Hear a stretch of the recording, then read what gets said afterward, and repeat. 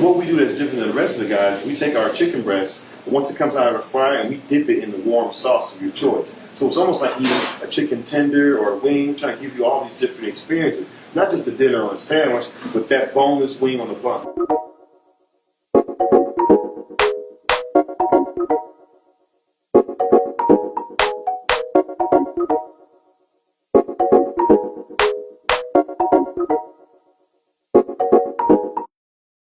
What's up, everybody? It's Tejal here with What's the Biz with TJ, and I am here with Anthony, aka Chef Head. Yes. AKA, I feel like everybody I interview always have like nicknames that the city go by. The people, you got your hood name, your street name. Well, my name is something from the people. It's the People Chef. So Anthony T. Head, the People Chef. So they nicknamed you that, like, just to be clear, or did you? Years ago, in all fairness, one of my former owner of a restaurant I used to work for said that. He said, "Hey man, you a chef for the people. You're the People Chef." And I rock with that. And right before I left the restaurant, he kind of gave me that moniker. So I've been going with it ever since. It's been reinforced by a lot of my community activities and things I do for the city. That's what I was about to say. So the first time I ever came up across your name is I was working for Preschool Promise, and we were just trying to show parents like how to cook with their kids, we were supposed to work together, but we both got super busy, so we never did. But like looking into it and just talking to you, you were so open. Like I brought the idea to you, and you were like, "Yes, let's do it. Like I can find a kitchen." So you are the owner of the chicken spot. I am the co-owner of the chicken spot. I'm one of my lifelong friends for 25 years. We had this great opportunity in Northwest Plaza, which has already been identified as an opportunity zone in West Dayton. So we had all these factors coming together. We had a tenant in this space that was moving out, and my boys like, "You got to make it happen. Like now or never." We talk all the time, product over talent. We got a lot of mentors between Nipsey Hussle had just passed away, and we knew kind of the projects he had on the horizon. And of course, I'm a little more old school, so Master P is a lot of our mentors from a business perspective. That is crazy, because like Nipsey Hussle is definitely like a seed of Master P. Basically what you're seeing is people take their natural kind of innate abilities and fully maximizing their potential, not just for the benefit of the family, but for the greater community at large. I think when you talk about your business and your mindset, money doesn't come to mind. Like I don't think about money when I think of you. I think about like you want people to eat good food. Like that's that's what I get from you. And also like something that you posted earlier this year, like you had your bank account. Like you were like, I was like, he's 39 cents. Transparent. Yes. I was like, that's so transparent. What made you do that? Because people think it's all glamour, right? There had been some conversation about people talking, leaving your day job, pursuing your dream. That sounds all well and fine, so you can't pay your bill. I want to break up this whole notion of you either go to college or you work for yourself. Say, no, I've used my education, I've accumulated skills over the course of my professional career that I'm now using for the benefit of myself and my family. That post really, it inspired me. Like I was just like, first of all, it was bold. It was like to be so transparent, and then I feel like that's what people need to say. Sometimes because like you said, people think it's like, oh, I quit my job and now I'm just this billionaire, I'm successful. But like to show the struggle, I think that's really important. So you mentioned struggle, but the really important part about that post is really investment. That's the word I want people to come away with.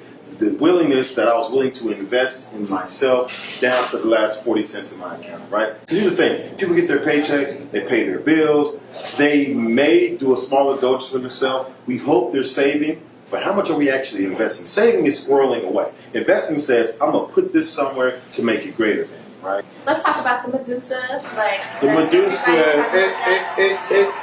So the Medusa, so this is so funny, because I had to mess with people. When the first pictures of the Medusa came out, people were like, man, that's so ugly. It was like, we know. That's why we named it Medusa. So Medusa is a kind of a demonic creature in Greek mythology.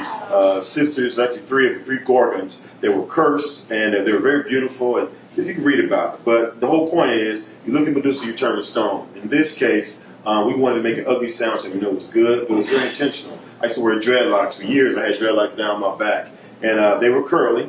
So the cavatappi noodles that we used to make our macaroni and cheese have represented pulls in my own hair, the very basis of my DNA. And then the collard greens, come on now, that's ancestral memory all day long, right? When they kidnapped our ancestors from the west coast of Africa, a lot of them had what are called cobweb seeds in their pockets. Cobweb seeds are really what collard greens are. So the reason why some of the things we call soul food, if they don't remind us of home, they're literally from home.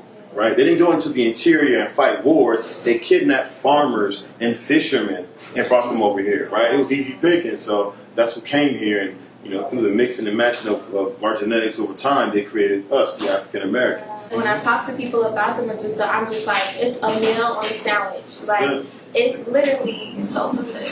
One of the things that really pushed me to start interviewing Black business owners was like kind of like the Popeye and Chick-fil-A thing. Yeah, those guys. Like, yeah. So like during all of that, where was your mindset? So the beautiful thing about it, we actually opened our doors for the first time on July 27th.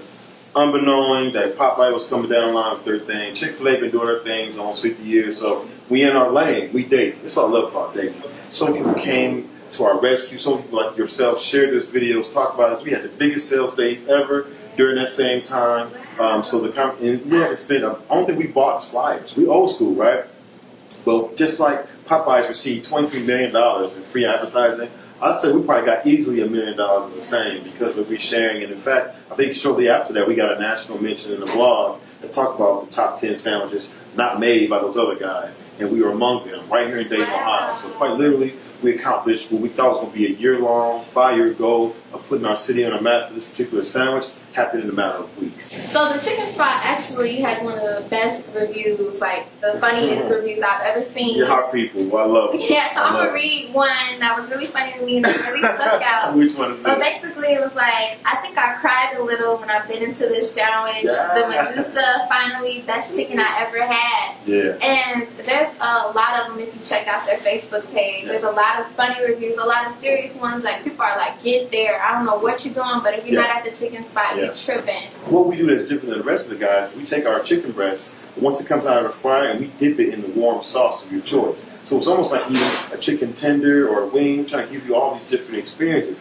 Not just a dinner or a sandwich, but that boneless wing on the bun. You know what I mean? So that sauce really builds upon all the flavors. So every element of everything on this menu is intentional. Let's talk about this lemonade. Yeah. Yes. Sipping the wet your whistle. Yes. This is something, I love the story behind this. So many stories. Obviously, we've been kind of, the colloquial name is the Lemonhead Lemonade, but that's, as we know, a protected mark. But my last name is, so first name Lemon, last name Head. That's the play on the name of all of our sandwiches, but as well as this product.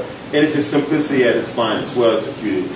The way we're doing our lemonade is we actually make the lemon sugar from the flesh of the lemon, which is actually a very expensive labor process, labor intensive, but the product it yields is unmatched.